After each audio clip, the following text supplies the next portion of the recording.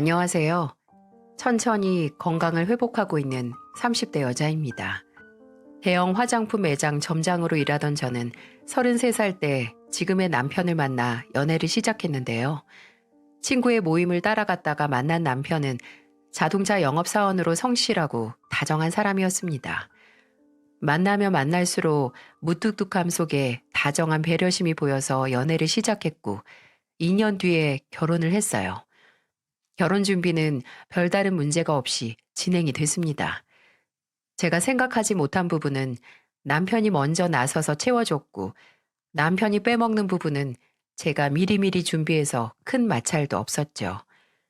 저는 꼼꼼한 성격이긴 했지만 스트레스를 받거나 압박이 느껴지면 못 견디고 확 정신이 나가곤 하는데 그걸 옆에서 도와준 게 바로 남편이었어요. 약간 제가 진정할 수 있는 방법을 알고 있는 사람이었죠. 저도 남편도 양가에 손 안 벌리고 서로 모아둔 돈으로 신혼생활을 시작하려고 했어요.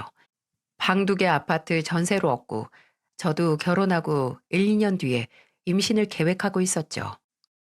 특별할 것 없이 평범하고 안정적이게 시작한 결혼 준비. 근데 그 뒤 벌어지는 사건들은 전혀 평범하지 않았기에 이렇게 사연을 보내게 됐어요. 처음에 양가에 서로 인사를 드릴 때는 분위기가 참 좋았어요. 저보다 2살 많은 남편은 저희 오빠보다는 2살 어려서 서로 형님 매부하면서 사이가 좋았고요. 남편은 누나나 여동생 없이 형만 한 분 계셔서 아주버님보다는 아내인 형님과 친해지기 위해 노력했죠. 어떻게 보면 제게는 시댁과 먼저 가족이 된 선배 같은 분이고 여러모로 사이좋게 지내는 게 좋은 것 같아서 상견례에서 마주친 다음부터 전화번호도 교환하고 종종 먼저 안부 문자를 보내곤 했어요. 근데 그런 형님과 남편이 제게 공통적으로 한 소리가 있었습니다. 바로 시어머니를 조심하라는 소리였어요. 좀 당황스러웠어요. 처음 시댁에 인사를 드리러 갔을 때도 상견례를 했을 때도 시어머니는 딱히 불친절하거나 무례한 모습을 보이지 않았거든요. 오히려 말수가 적어서 저는 시어머니를 숙기 없고 조용하신 분이라고 늘 생각하고 있었어요. 근데 형님이 하는 소리는 그게 다 무의미한 첫 인상이라는 소리였죠. 남편도 본인 어머니에 대해 제게 일종의 경고 비슷한 걸 한 적이 있습니다. 제가 시댁에서 인사를 드리고 나서 집으로 돌아오는 길에 저를 데려다 준 남편에게 이런 말을 했거든요.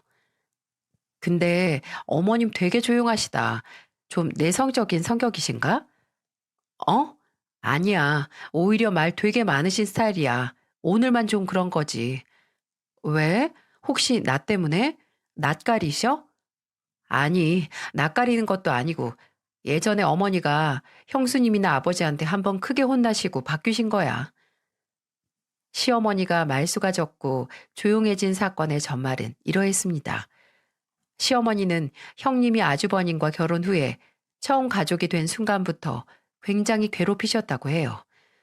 중소기업에 다니던 형님은 결혼하고 아이를 낳아도 직장을 그만둘 생각이 없다고 했는데 시어머니는 그런 점부터 마음에 들지 않아서 그 문제로 여러 번 형님을 힘들게 했다고요. 나도 정확히는 모르겠는데 어머니가 뭐 얼마나 대단한 일 하냐고 형수님 회사까지 찾아가셨었대. 사무실까지 들어가서 형수님한테 일하는 모습 좀 보여달라고 해서 형수님이 엄청 창피하셨겠지. 그때 형도 무지하게 화나서 어머니랑 얼굴 안 본다 만나서 엄청 싸움 났었어. 그다음부터 형수님이 조카 낳고 나서 다시 복직했을 때도 시터 쓰면서 돈을 내다 버린다고 못하러 그러냐. 애는 엄마가 키워야지 하고 간섭해서 진짜 영까지 끊고 형이 형수님한테 이혼당할 뻔도 했어. 와, 형님 진짜 황당하셨겠다. 근데 아까 내 직장 얘기 들었을 때는 별말 안 하시던데? 그야, 그 전에 형수님 사건으로 배운 게 있으실 테니까. 그때 형이 어머니 때문에 형수님이랑 이혼할 뻔도 하고 어머니랑 아예 연 끊으려고 했거든. 그나마 아버지가 사이에서 중재하시고 어머니한테 다시는 안 그러겠다. 애들 사는데 간섭 안 한다는 약속 받고 지금에서야 그나마 얼굴 보고 사는 거니까. 그럼 우리 결혼하고 나서도 안 그러실까? 자식들이랑 연 끊는 게 무서우면 더는 안 그러시겠지. 오늘도 봤잖아. 입 꾹 다물고 계시는 거. 형수님 결혼 전에 오셨을 때는 어머니 윗입술하고 아랫입술이 붙은 적이 없어. 형수님 친정집 숟가락 젓가락 개수까지 다 알아내려고 하셨다니까. 남편의 말을 듣고 그나마 안심을 하고 있었는데 조금 친해진 형님이 지금 그 모습은 그저 연기일 뿐이라고, 그냥 더 가까워지지 말고 조심하라고 말을 해주셨을 때는 잠잠해진 불안감이 스멀스멀 올라왔네요. 형님은 시어머니가 기분파의 다혈질이라서 종종 대화 중에 이상한 부분에서 감정이 상해서 화낼 때가 있다고, 그럴 때는 그냥 반박도 하지 말고 그 성질이 잠잠해질 때까지 속으로 노래라도 부르면서 참고 기다리라고 제게 말했어요. 그리고 그 충고는 제게 피가 되고 살이 됐습니다. 시어머니는 정말 비위를 맞추기 힘든 분이었어요. 결혼 후 어느 정도 얼굴을 보고 조용하시던 시어머니도 제가 정식으로 며느리가 된 후 더 편해지셨는지 말도 느셨어요. 근데 시어머니의 말이 늘어갈수록 제가 감당해야 하는 것도 늘 수밖에 없었네요. 하루는 매장에서 한창 일을 하고 있는데 익숙한 목소리가 제 이름을 부르는 겁니다. 예, 혜영아. 손님을 상대하다가 뒤를 도니 이럴 수가, 저희 시어머니셨어요. 제가 놀라서 손님 응대를 빠르게 마치고 시어머니에게 다가갔죠. 어머님, 여긴 어쩐 일이세요? 지나가다 들렀지. 여기 근처 식당에서 약속이 있었거든. 네 얼굴 보려고 들렸다. 근데 매장이 생각보다 크네. 여긴 뭐가 잘 나가니? 그렇게 엄연한 업무 시간에 저는 시어머니께 거의 40분을 붙들려 있었어요. 제가 시어머니께 나중에 시댁에 가면 좋은 화장품 몇 가지 챙겨가서 설명해 주겠다고 말을 해도 시어머니는 그래, 바쁘지. 근데 이건 또 뭐니? 하고 저를 놔주지 않았습니다. 그때 예전에 형님이 겪었던 일이 스쳐 지나가면서 아, 시어머니는 며느리의 직장을 직장 취급도 안 하는구나 라는 생각이 들더라고요. 근데 더 충격적인 건 그로부터 2달 후 제 매장에서 일하는 아래 직원이 제게 면담을 요청했을 때였네요. 그 직원은 제 매장에서 2년 가까이 일한 직원이었어요. 성격도 좋고 저랑 언니 동생 할 정도로 돈독했던 사이였죠. 항상 밝고 긍정적인 사람이었는데 어느 날 퇴근과 함께 마감을 하는데 제게 넌지시 말을 하더라고요. 점장님, 혹시 퇴근하고 저랑 잠깐 대화 좀 나눌 수 있으세요? 처음에는 혹시 얘가 일을 그만두려는 건가 싶어서 바짝 긴장을 했네요. 그만두면 이만한 직원을 어떻게 만나나 하고 수만 가지 걱정을 했답니다. 근데 그만둔다는 말만큼 충격적인 말이 그 직원의 입에서 나오더라고요. 이런 말 드려서 정말 죄송한데 아무래도 점장님께 말씀을 드려야 할 것 같아서요. 저도 너무 힘들고, 점장님, 저 점장님 시어머니이신 분 때문에 너무 힘들어요. 이게 무슨 소린가요? 왜 우리 직원이 시어머니 때문에 힘이 든 거냐고요. 등 뒤로 땀이 삐질삐질하고 흘러내리는 게 느껴졌고 저는 말까지 더듬으면서 물었죠. 그때 처음 매장에 다녀가신 후에 점장님이 없는 시간에도 종종 오셨어요. 일주일에 한 번 정도?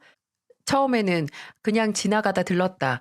일 잘하냐라고 말만 하시다가 나중에는 무슨 화장솜 하나 사시면서 뒤에 있는 샘플 좀 챙겨주라고 나 여기 점장 심호라고 하시는 거예요. 그래서 드렸어? 아, 진짜 미치겠다. 왜 그러신다니? 근데 어차피 샘플은 나눠드리라고 있는 거고 또 점장님 가족이니까 처음에는 그냥 웃으면서 드렸거든요. 기획 세트로 나온 샘플도 드리고 오실 때마다 진짜 드릴 수 있는 건 다 드렸어요. 진짜 문제는 제가 혹시라도 시어머니 되는 분께서 오셨을 때 포스기 뒤에 가만히 서 있거나 스탭들하고 잡담이라도 하는 걸 보시면 바로 일 안 하네. 점장이 아니? 알지? 여기 점장이 내 며느리야. 받는 돈 아깝지 않게 일해. 라고 하시면서 좀 되게 뭐라고 하고 그렇게 하고 가시더라고요.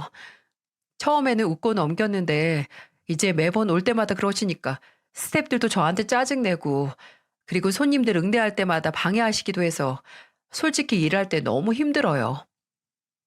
쥐구멍이 있다면 바로 숨고 싶었어요. 직원에게도 다른 스태프들에게도 너무 미안하더라고요. 아니, 대체 왜 제가 안 오는 시간만 골라서 괜히 주인 행세를 하면서 직원을 관리하려고 하고 점장 심호라고 샘플을 얻어가다니 황당하고 화가 났어요. 제 일을 얼마나 무시하면 이러시겠냐고요. 원래 시어머니께서 놀러 다니기 좋아하시고 외출도 잦으세요. 근데 외출할 때마다 제 매장에 들렀을 수도 있다는 생각을 하니 기분이 이상하더라고요. 직원에게는 너무 미안하다고, 내가 이제는 매장에 못 오게 하겠다고 하고 집에 가서 남편에게 설명을 했습니다. 나 이거 그냥 못 넘어가.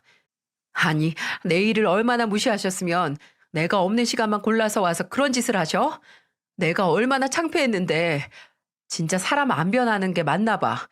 형님 회사 가서 했던 거 이제 나한테도 하시는 거잖아. 아우, 진짜 왜 그러시는 거지? 이번 주말에 집에 가서 말씀드리자. 그리고 그 주 주말 시댁에 식사를 하러 간다는 명목으로 가서 시어머니께 말을 꺼내니 무슨 말을 먼저 하신지 아세요? 예, 그 직원 안 되겠다. 입이 왜 그렇게 가벼워? 내가 나 왔다 간 거 말하지 말라고 했더니 홀딱 너한테 이르디? 엄마, 지금 그게 문제가 아니잖아요. 어머님, 거기 제 직장이에요. 아무리 제가 점장이라고 해도 같이 일하는 사람들한테 예의를 지키고 선을 지켜야 하는데 왜 와서 일 잘만 하는 사람들을 불편하게 만드셨어요? 제가 직원들 앞에서 뭐가 되겠냐고요. 그리고 제가 따로 화장품도 챙겨드리잖아요. 샘플도 시댁에 올 때마다 드리고요. 근데 왜 따로 더 받아가신 거예요? 그것도 엄연히 제 매장 비품이나 마찬가지인데. 아유, 내가 쓸 게 아니고 내 주변 친구들 좀 나눠주려고 했지. 화장품 파는 며느리한테 얻을 거라고는 그것뿐인데 내가 그것 좀 가져갔다고 뭐 매장이 하루아침에 망하기라도 하니? 내가 못 갈 때 갔어? 네 시애미로서 갈 수도 있고 손님으로서도 갈 수 있는데. 어머님, 그냥 제 시어머니로서 오신 것도 아니잖아요. 제가 없는 시간만 골라서 매장에 오셨는데, 그리고 손님도 와서 아무것도 안 사고 샘플만 달라고 하는 사람은 그냥 못 준다고 돌려보내요. 어머님, 이제 제가 일하는 매장에 그렇게 시간 날 때마다 오는 거 그만두셨으면 좋겠어요. 엄연히 제 일터고 다른 직원들도 불편해하니까요. 필요한 게 있으면 차라리 저한테 말씀해 주세요.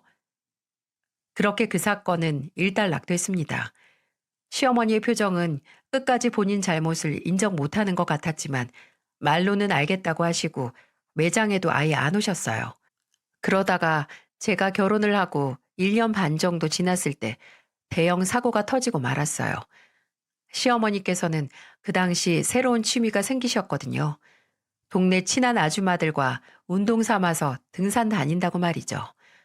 여기저기 참견하고 분란만 만드는 시어머니께서 따로 집중할 취미가 생기면 집안의 평화에 도움이 될까 싶어서 저희 부부도 그렇고 형님네도 그렇고 등산복이나 장비 사시게 용돈도 드렸어요.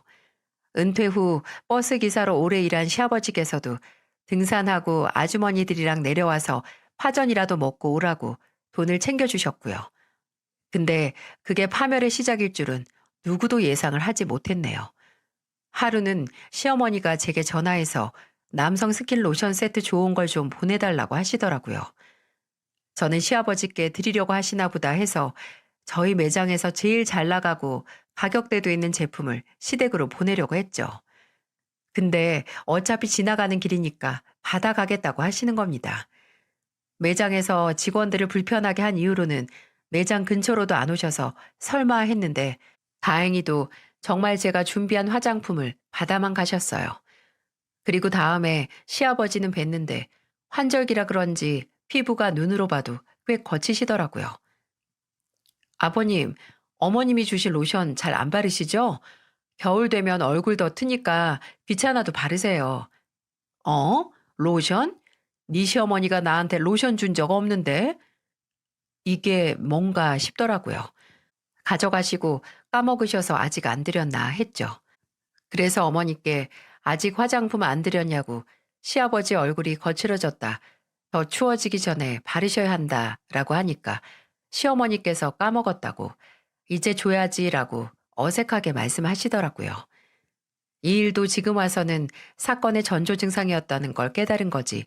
그때는 그냥 그런가 보다 하고 넘겼습니다. 그 후에도 점점 전조 증상들이 생기기 시작했어요. 시아버지께서 남편이나 아주버님에게는 연락을 자주 한다거나 그 내용들이 전부 네 엄마 지금 어디 있는 줄 아냐고 하는 거였죠. 남편도 요즘 부모님 사이가 이상하다고 아버지가 이상하게 불안해하신다고 걱정을 했고요. 그리고 몇 주 뒤 사건이 터진 날이 됐습니다. 저와 남편은 퇴근 후에 저녁을 먹으려고 했는데 갑자기 아주버님에게 전화가 오는 겁니다. 여보세요? 형, 왜? 우리 지금 저녁, 뭐? 지금 뭐라고 했어? 엄마가? 남편은 바로 겉옷을 챙기고 제게 시댁에 갈 준비를 하라고 했어요. 시아버지가 아주버님과 형님, 남편과 저를 모두 시댁으로 급하게 호출을 했다고요. 그리고 그 호출의 원인은 다름 아닌 시어머니의 불륜이었죠. 정신없이 시댁으로 달려가니 시어머니는 거실 한가운데 주저앉아서 엉엉 울고 있고 시아버지는 화가 나서 감정 주체를 못하시는 것처럼 베란다에 나가 열을 식히시는 것 같았어요. 먼저 도착한 아주버님과 형님이 보여서 남편이 대체 무슨 일이냐고 하니까 아주버님께서 이러시더군요. 아버지가 어머니 외도 바람 피우는 현장을 목격하셨대. 날 감시했다니까 네 아버지가 무슨 범죄자 따라다니는 것처럼 뒤에서 감시하고 사진까지 찍었다고. 당신 입 안 다물어? 산 타러 간다고 해놓고 외간 남자 만나고 다닌 게 뭐 할 말이 있다고 억울한 척해. 엄마, 진짜예요? 진짜 바람 피웠어? 시어머니가 등산을 시작하고 나서 점점 옆에서 이상한 기운을 감지한 시아버지께서 하루 날 잡아서 시어머니 등산을 뒤쫓아 갔던 겁니다. 시아버지는 그곳에서 같이 등산한다는 아주머니들은 못 보고 단둘이 나란히 손잡고 산을 오르고 내려와서 자연스럽게 그 근처 숙박업소로 들어가는 시어머니와 이름 모를 남자를 목격하신 거였죠. 충격이었어요. 가족이 된 지 몇 년 되지도 않은 저도 다리에 힘이 풀린 만큼 놀랐는데 시아버지나 아들인 남편과 아주버님은 말할 필요도 없었겠죠. 아주버님은 아예 할 말도 없는 사람처럼 얼굴색만 창백해져서 조용히 있었고 남편은 고래고래 소리를 질렀습니다. 어떻게 그러실 수 있냐고 말이죠. 마치 시아버지 대신 화를 내는 사람처럼 목에 핏대까지 세워가면서 호통을 쳤어요. 정훈아, 더 이상 말할 필요도 없다. 나 더 이상 네 엄마랑은 못 산다. 큰 호강은 못 시켜줘도 가정에 충실했던 날 이렇게 처참하게 배신한 여자랑 1초도 못 살아. 이혼이다 이혼. 이제 알아서 잘 살아봐. 단 한 명만 제외하고 모두 시아버지의 의견에 동의하고 존중을 했습니다. 그 단 한 명 시어머니만이 고작 이런 일로 이혼이냐고 시아버지께 속이 좁다 뭐다 하면서 따지기 시작했고 남편이 그런 시어머니를 말렸어요. 엄마가 그런 말할 주제는 돼요? 엄마가 밖에서 바람 피웠을 때 엄마는 아버지뿐만 아니라 나랑 형, 가족 전체를 배신한 거예요. 우리가 엄마한테 뭘 그렇게 못했는데 다른 남자를 찾아서 만나요? 난 아버지 편이에요. 이혼하고 내 얼굴 볼 생각도 하지 말아요. 정훈아, 너까지 날 버리면 내가 어떻게 살아? 지훈이 너도 똑같니? 네 동생이랑 같은 마음이야? 내가 너희를 어떻게 키웠는데 내 편 드는 자식이 하나 없어. 잘 생각해 보세요. 왜 엄마 편 드는 자식이 없고 며느리가 없나? 엄마가 어떻게 인생을 살아왔는지 확인해 보시라고요. 시부모님은 그렇게 이혼을 하셨습니다. 이혼 소송 중에도 집에서는 못 나간다고 하던 시어머니 탓에 시아버지는 한동안 아주머님 댁에서 지내셨고 이혼 소송 후에는 시어머니가 집에서 거의 무일푼으로 쫓겨나게 됐죠. 하지만 시아버지도 그 집에서 오래 지내지 않으셨어요. 동네가 좁고 오래 산 곳이면 별의별 소문이 빠르게 돌잖아요. 발 없는 말이 천리 가는 법이니까요. 근데 그게 남의 집의 불행이면 더 빠르게 도는 법이죠. 동네에 시어머니가 바람난 여자라고 소문이 나고 시아버지는 한순간에 세상 불쌍한 사람으로 낙인이 찍혔죠. 하루는 마트에 갔다가 알아보는 사람을 마주치신 시아버지가 그날 바로 이사를 결심하셨어요. 오래 산 동네를 떠나겠다고 말이죠. 시아버지는 한동안 저희를 만나지도 않으셨어요. 저희에게 너무 부끄럽다고요. 아내가 밖에서 어떻게 하고 다니는지도 모르고 바람이나 피게 내버려 둔 것 같다고, 자식들 보기에도 며느리 보기도 창피하다고 저희 집 앞까지 찾아가도 문전박대만 하셨네요. 이사할 때 주소도 안 알려주시고 하셔서 남편이 시아버지가 일하시는 버스 회사까지 찾아가서 시아버지를 만나고 올 정도였습니다. 또 시아버지께서 상처를 받은 만큼 남편과 아주버님도 시어머니의 무책임한 행동에 크게 충격을 받고 마음의 문을 아예 닫은 것 같았죠. 이혼 후 몇 달은 시어머니의 연락을 일방적으로 무시했습니다. 냉혹한 현실에서 피해자는 부끄러워서 숨고 가해자는 부끄러운 줄도 모르고 더 떵떵거리면서 사는 거 아시죠? 시어머니도 마찬가지였어요. 시어머니는 본인의 불륜 사실도 그것 때문에 이혼을 했다는 것도 부끄럽다고 생각을 안 하는 사람 같았어요. 처음 시아버지께서 이혼 선언을 했을 때는 하늘이 무너지는 사람처럼 안 된다고 매달리시더니 이혼을 하고 나서는 오히려 본인이 이혼으로 후련해진 사람처럼 굴었어요. 또 남편이 더욱더 뒷목을 잡게 된 게 뭐였냐면 시어머니가 그 불륜 상대 남자의 집에 가서 살기 시작해서였죠. 본인 아버지를 버리고 바람이 난 남자와 보란 듯이 살림을 차리고 자식들에게 연락을 하다니 받아줄 자식이 얼마나 될까요? 근데 시어머니는 이혼 후 남은 자식들만이라도 어떻게 잡고 싶으셨나 봐요. 제일 만만한 저를 통해서 말이죠. 시부모님께서 이혼을 하시고 넉 달 정도 지났을 때 제가 매장 안 사무실에서 발주를 넣고 있는데 매장에 있던 직원이 아주 불길한 목소리로 저를 부르더라고요. 진상 손님이라도 나타났나 했더니 그만큼 문제 많은 사람이 저를 찾아온 거였어요. 시어머니였습니다. 시어머니는 수척한 얼굴로 제게 잠시 대화를 할 수 있냐고 물었고 매장 안에서 소란을 피울 수 없으니 가까운 카페에 먼저 가 계시라고 하고 직원들에게 잠시 자리를 비우겠다는 말을 한 다음에 그 카페로 따라갔습니다. 제가 카페에 앉자마자 맞은편에 앉아있던 시어머니는 뭔가에 쫓기는 사람처럼 급하게 말씀을 하시더라고요. 나 그 사람 집에서 나왔어.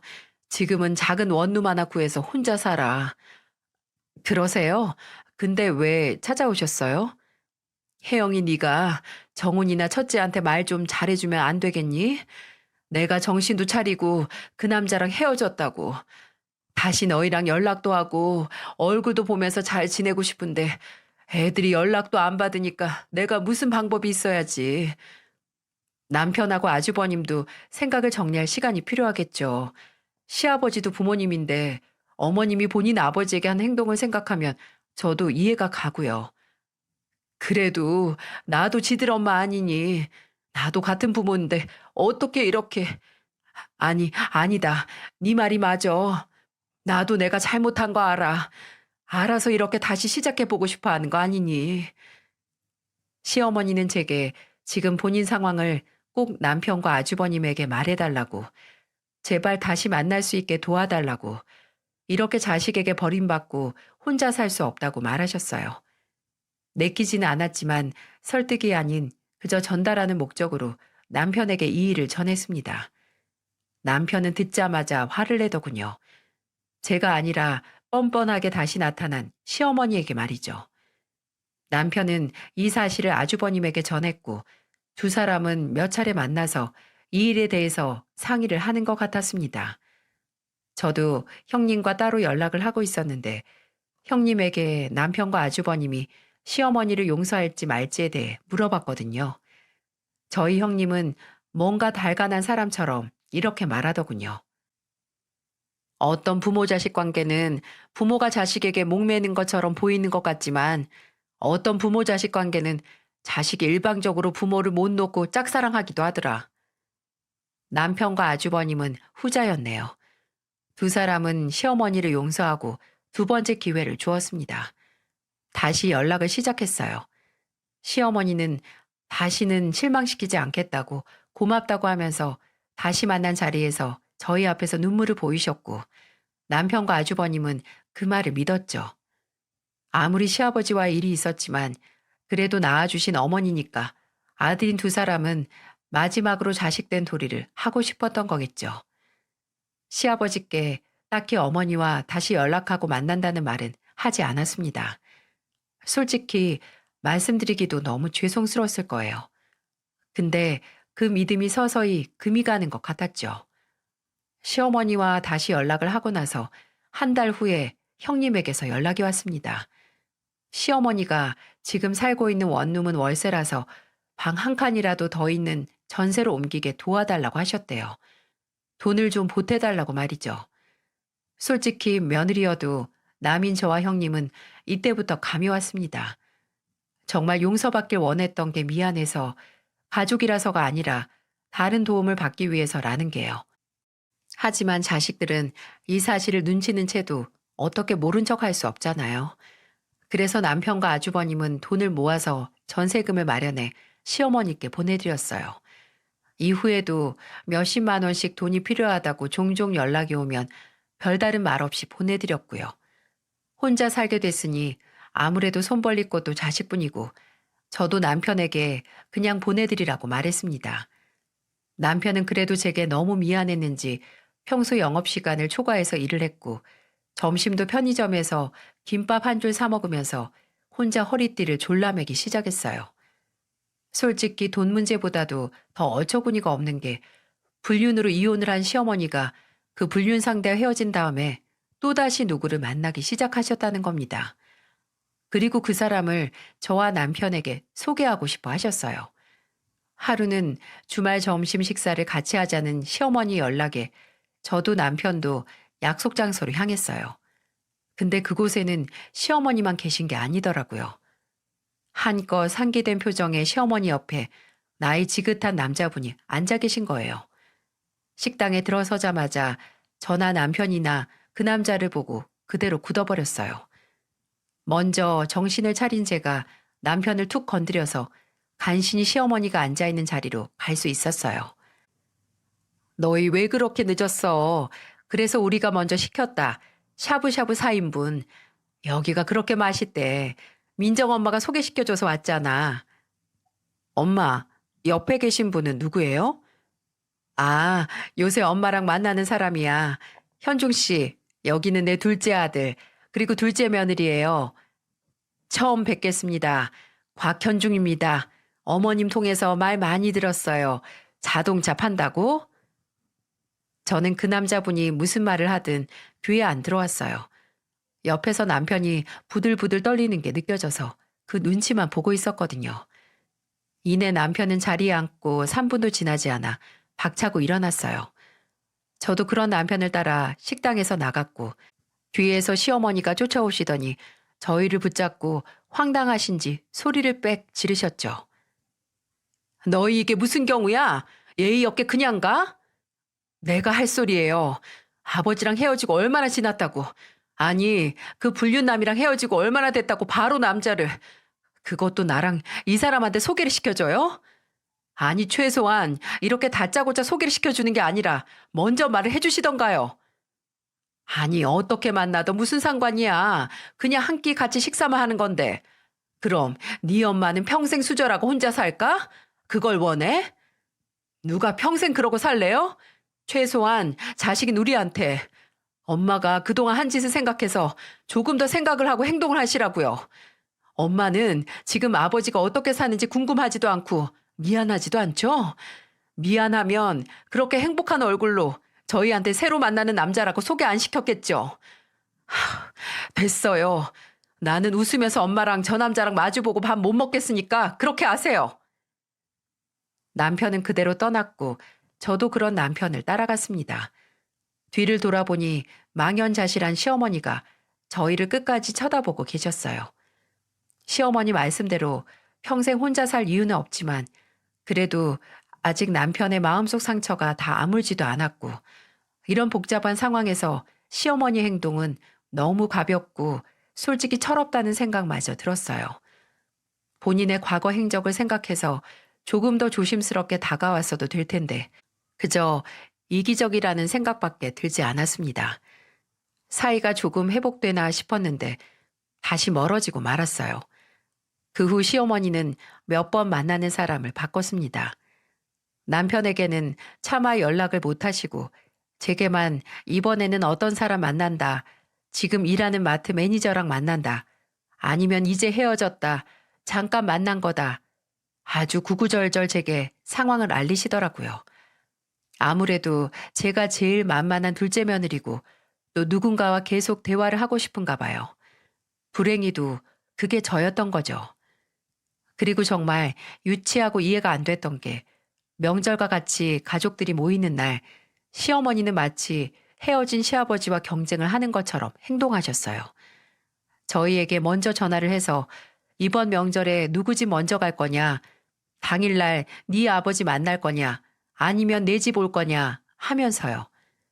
한 번은 당일 오전에 시어머니와 만나서 점심을 먹고 저녁에 시아버지 댁에 간다고 하니까 그대로 화를 내시면서 저희를 내쫓으셨어요.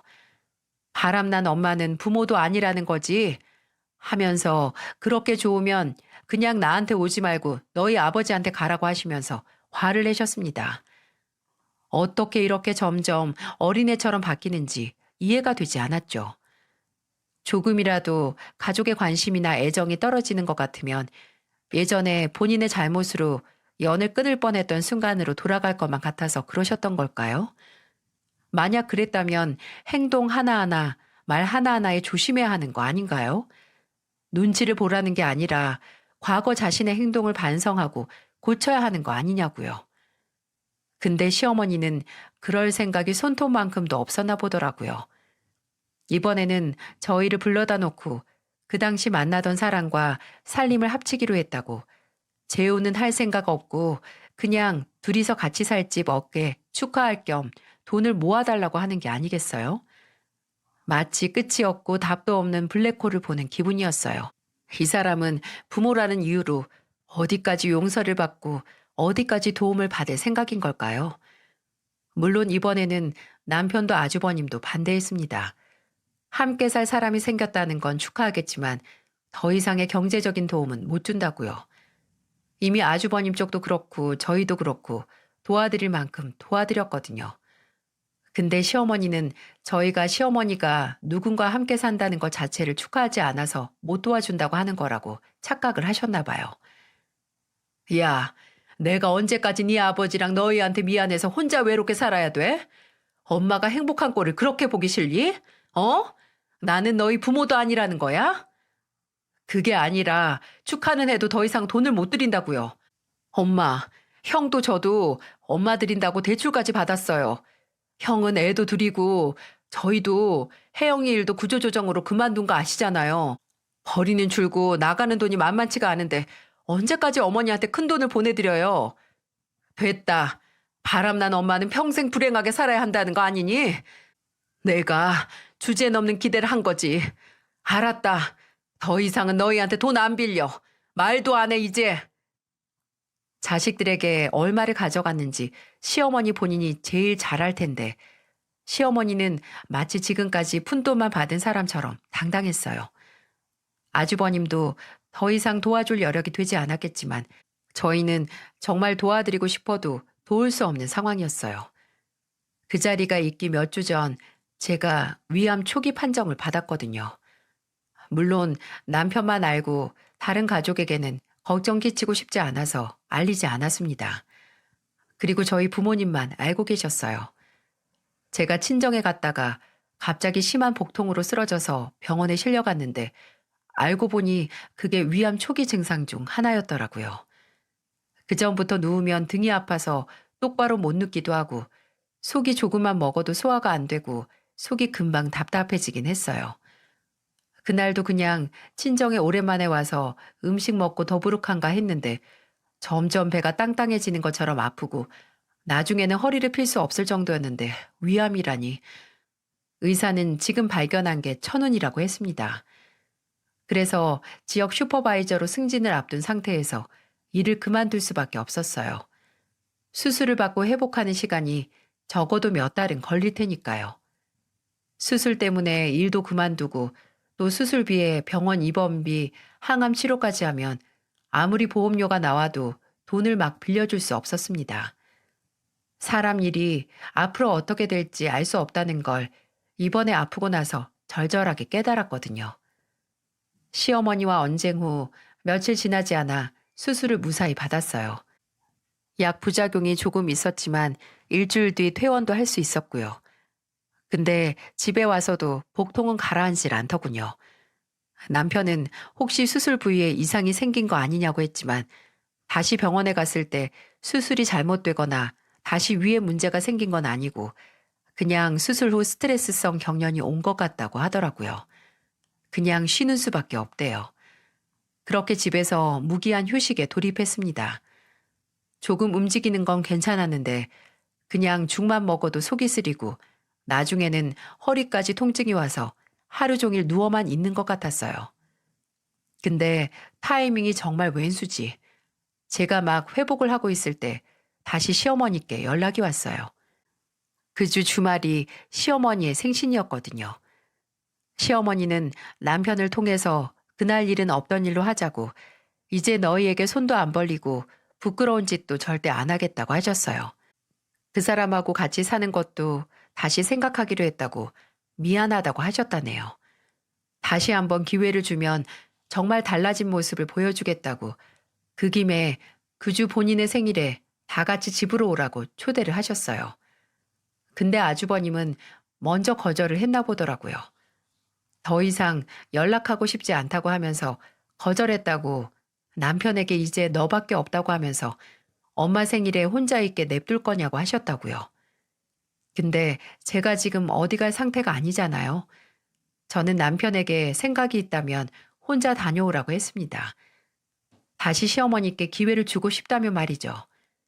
남편은 고민을 하더니 제가 주말까지 하루 종일 집에 있는 게 신경이 쓰였는지 가지 않겠다고 했죠. 아주버님처럼 용서를 못해서 안 가는 게 아니라 제가 아파서 옆에서 간호를 해줘야 한다고 하고 거절을 했어요.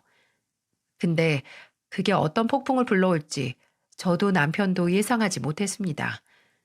토요일에 남편과 집에서 쉬고 있는데 초인종 소리가 들렸어요. 저는 소파에 누워 있는데 남편은 샤워 중이라서 제가 일어나서 현관문으로 가서 문을 열었습니다. 문을 열자마자 보인 건 빨갛게 익은 시어머니 얼굴이었어요. 덥지도 않은 날 그렇게 빨갛게 얼굴이 달아오른 이유는 시어머니가 그만큼 화가 났다는 걸 알 수 있었죠. 시어머니는 너 들어가 라고 무섭게 말하면서 제 어깨를 팍 치고 본인이 먼저 집 안으로 들어가셨어요. 어깨를 밀리니 조금만 움직여도 아픈 배 통증이 배가 되더군요. 그래서 제가 윽 소리를 내면서 허리를 수그렸어요. 근데 시어머니가 거실 소파에 가방을 팍 던지면서 뭐라고 했는지 아세요? 아이고, 아주 연습 많이 했나 보다. 그렇게 바로 아픈 척 하는 거 보니까. 무슨 소리세요? 어머님, 이렇게 갑자기 찾아오셔서 사람까지 치는 게 어딨어요? 꾀병 부려서 내 아들 조종하는 년 잡으러 왔다. 왜? 네? 지금 무슨... 정훈이는 어디 갔니? 엄마 생일도 빼먹은 놈이 어디 나갔니? 지금 씻고 있어요. 어머니, 근데 진짜 꾀병도 아니고 남편 조종한 적도 없어요. 진짜 제가 몸이 너무 안 좋아서. 그 복통? 참나, 배 하나 아프다고 시애미 생일을 나 몰라라 해? 네 부모는 널 그렇게 가르쳤니? 결혼하고 며느리가 제일 처음 하는 일이 뭐야? 집안 어른들 생신 먼저 챙기는 거 아니냐? 그건 기본이잖아. 그러니까 제가 정말 아프다고 몇 번을... 나 처음부터 너 마음에 안 들었어. 내가 내 아들들하고 하야하게 도와달라고 좀 그랬다고 너나 우습게 보지? 어? 내 아들들이 사고친 엄마라고 무시해서 너까지 날 무시해? 고작 그 배 아픈 거 하나로 내 아들을 조종하냐고. 본인 화를 못 이겨서 몸까지 부르르 떨더니 갑자기 허리도 구부정하게 있는 제게 달려드는 게 아니겠어요? 저는 놀라서 몸을 더 웅크렸는데 시어머니가 그런 제 머리채를 잡고 미친 듯이 흔들면서 네가 뭔데 날 무시해? 네가 뭔데? 라고 거의 울부짖기까지 했어요. 머리는 핑핑 돌고 두피는 아프고 몸이 그렇게 흔들리니 배도 더 아팠습니다.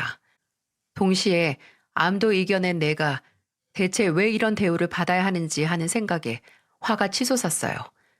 그래서 정말 초인적인 힘으로 시어머니 팔을 제 머리에서 잡아 뜯듯이 떼어내고 시어머니 어깨를 붙들고 바닥에 내팽겨쳤습니다.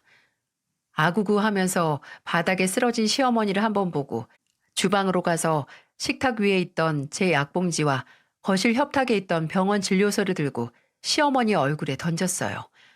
그리고 말했습니다. 이거나 보고 말해요. 지금 당신이 머리채 잡고 흔든 사람이 무슨 병에 걸렸다가 퇴원을 했는지. 시어머니는 바닥에 내팽겨졌다는 충격에 얼이 빠져서 본인 얼굴을 막고 바닥에 널브러진 진단서를 들고 가만히 들여다보더라고요. 그리고 이내 무슨 단어를 발견했는지 얼굴이 하얗게 질리는 게 초단위로 보이더라고요. 진단서에서 눈을 떼고 저를 올려다보길래 이빨을 부득부득 깔다 입을 열었어요. 그래요. 나 위암이었어. 그리고 수술하고 퇴원한 지 며칠 되지도 않았고. 근데 뭐? 꾀병? 아픈 척해서 누구 아들을 조종해? 대체 내가 왜? 바람을 피우든 돈을 구걸하든 남자를 갈아치우든 어차피 그 사람 어머니인데 내가 대체 왜? 제가 시어머니보다 더 큰 소리로 고함을 쳤나 보더라고요. 안방이 벌컥 열리면서 샤워하던 남편이 몸에 물기가 있는데 옷을 그 위에 입은 채로 헐레벌떡 나오더라고요. 저는 남편이 나오든 말든 제 할 말만 계속했습니다. 이제 어머님이라고 부르기도 싫어요. 내가 계속 정말 아프다, 꾀병 아니라고 했으면 믿어야 할 거 아니야. 세상 사람들이 전부 당신 같은 줄 알아?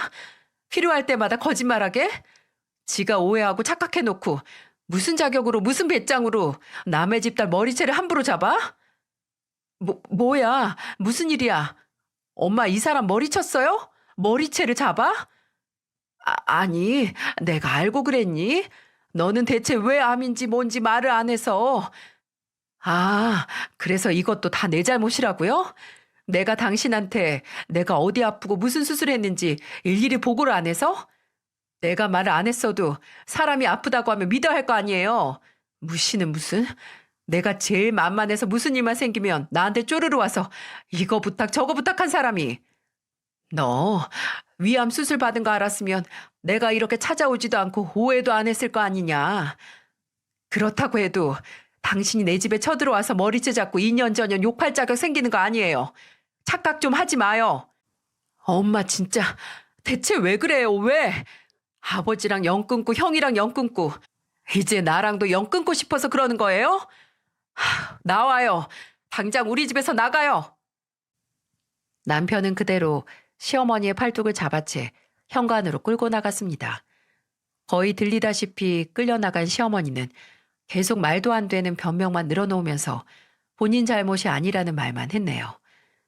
저는 열을 한 번 확 내고 나니까 머리까지 어지러워져서 그대로 소파에 들어누워서 숨을 고르면서 한참을 있었죠. 조금 있다가 들어온 남편은 걱정스럽게 제 상태를 확인하고 이제 두 번 다시 희망을 품지 않을 거라고 시어머니와 인연을 완전히 끊을 거라고 했습니다. 몇 번의 기회에도 단 한 번을 바뀐 모습을 보여주지 않는 시어머니였기에 남편까지 포기를 하고 말았어요. 그 후 시어머니는 제게 미안하다, 한 번만 봐달라, 내 아들한테 말 좀 잘해달라 이런 문자를 폭탄처럼 보내셨고 저는 싫다라는 문자 하나만 딸랑 보낸 뒤에 연락처를 완전히 차단해버렸어요. 모르는 번호로 몇 번 전화가 오긴 했지만 받지도 않았습니다. 나중에는 형님이 놀래서 동서 위암 수술 받았다며 라고 전화를 하더라고요. 어머님이 나한테 전화하셨더라. 나야 어머님 번호 차단한 지 오랜데 모르는 번호로 전화가 와서 생각 없이 받았지. 근데 본인이 동서 수술 받은지도 모르고 집에 가서 소란 피워서 이제 둘째 아들하고도 절연하게 생겼다고 살려달라고 하는 거야.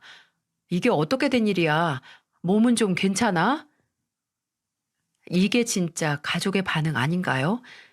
제가 수술을 받았다는 얘기를 듣고 몸이 괜찮은지 안부부터 묻는 게. 근데 시어머니는 그날 집에서도 그렇고 나중에 용서를 구하는 문자에서도 그렇고 단 한 번을 제 몸이 괜찮은지 묻지 않았습니다. 안중에도 없는 거죠. 그저 본인이 다시 가족에게서 완전히 버림받을까 전전긍긍해서 자신이 원하는 요구만 너절하게 늘어놓기 바빴습니다. 집으로 몇 번을 찾아오긴 했지만 아무런 반응도 하지 않았어요. 저야 쉬느라 집 밖에도 안 나갔지만 종종 출근하거나 퇴근하는 남편과 마주치긴 했습니다. 그때마다 남편에게 매달려서 제발 말 좀 하자고 본인도 할 말이 있다고 고의가 아니었다는 소리만 했죠. 그렇게 찾아온 지 거의 3주가량 지났을 때 그 당시 만나던 남자와도 헤어졌다고 이제 누구랑 다시 가족 될 생각하지 않을 테니 제발 다시 가족으로 받아들여 달라고 해서 남편은 차갑게 이렇게 말했다고 해요. 왜요? 다시 만나요. 이제 그 사람이 세상에 하나뿐인 가족이 될 텐데. 나도 이제 엄마 없이 살 거니까 적응하세요. 그때 그 말을 듣고 망연자실한 시어머니 표정이 눈앞에 그려질 것 같았어요. 그렇게 가족한테 버림받는 걸 두려워하면서도 소중히 할 줄 모르고 필요할 때만 찾고 상처 주고 미안해 할 줄 모르더니 정말 아무리 자식을 낳고 키워도 철이 들지 않는 사람이 있는 것 같습니다. 또 낳고 키웠다고 다 어머니란 자격을 얻는 것도 아니고요. 그 자격은 본인이 본인에게 주는 게 아니라 자식들이 주는 건데 시어머니는 말년에 완전히 그 자격을 박탈당한 거죠. 지금은 어디서 뭘 하고 사는지 알지도 못하는 시어머니를 잊고 온 가족이 서로의 소중함을 잊지 않으며 살고 있습니다. 시아버지께서도 올해부터는 집 안에만 있지 않으시고 여기저기 여행도 다니셨어요. 얼마나 큰 배신, 상처를 받았든 그걸 이겨내지 않고 계속해서 품고만 있으면 본인 손해라는 걸 알고 더 좋은 거 먹고 좋은 거 보면서 인생을 즐길 준비를 하시고 저희 곁으로 돌아오신 겁니다. 저는 며느리로서 그런 시아버지의 남은 인생을 응원하고 도우려고 해요. 또 남편도 본인 어머니가 실망스러운 인간이라는 걸 잊고 한 가정의 일원으로서 더 나은 사람이 되기 위해 노력 중이죠. 저는 다행히 암 완치 판정을 받고 매달 받는 내시경 검사에서도 이상 없는 걸 확인했답니다. 그리고 얼마 전에 임신을 했어요. 마치 폭풍우가 지나간 다음에 바위가 깨끗하게 닦이듯이 몸도 마음도 건강해진 기분이랍니다. 과거 무슨 일이 있었든 새로 태어날 아이를 위해서 저도 남편도 실망스러운 부모가 되지 않기 위해 내면을 갈고 닦으면서 살아야겠어요. 내 아이가 자라는 만큼 저도 부모로서 인간으로서 자라야 더 좋은 부모가 될 테니까요. 이야기를 들어주셔서 감사합니다. 모두 건강하시길 바라겠습니다. 부디 생각나셨을 때 건강검진 꼭 받으세요.